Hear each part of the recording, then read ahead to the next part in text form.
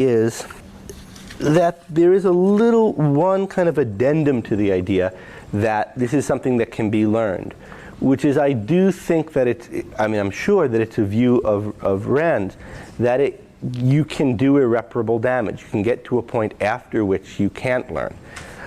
So it's not just that Keating can't value because he doesn't know how, that's true, but we can go on. It's too late for Keating.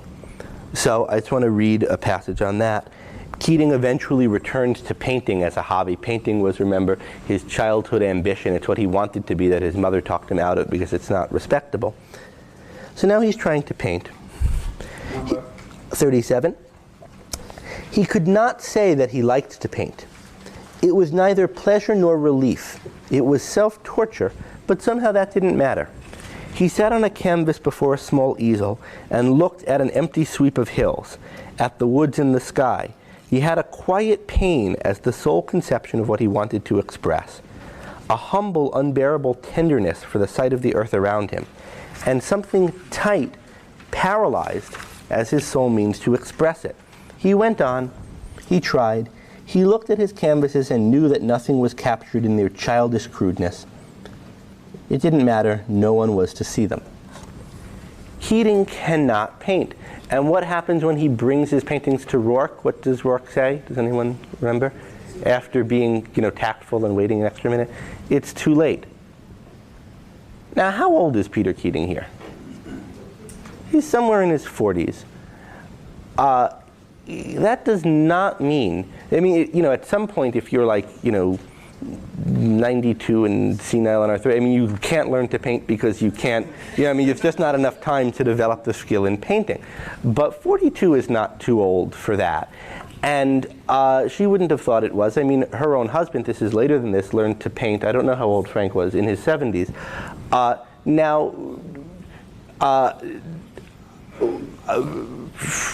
Frank, didn't become a, world historical scale artist, right? And it might be the case that at 70 he couldn't have become. Maybe it just takes too long to develop the dexterity with the brush or the subtlety of style that required. But you'd never describe, someone like that as in this way.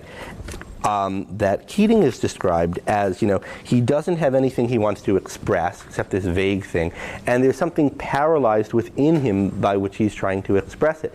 What Keating's trying to be is an artist. That's something that requires a real value perspective on the world. It's not just that Keating didn't start practicing with the paintbrush and charcoal early enough, and that's why it's too late for him. Keating has for his whole life conducted himself spiritually in a manner that gives him nothing to say as a painter, and no means by which to say it. Contrast Frank, who by all accounts lived his life in just the opposite way, had very strong, passionate values, a lot to say as an artist, and only late in life found the medium of art. And so, so the too lateness there is, I think, important. And it'll be important going forward. For almost all of Ayn Rand's villains, it's too late. There's no redemption for Jim Taggart or something. Okay, Evan, you want to say something? Yes. In the context of learning to value and it being too late, could you go back to the quote about wine and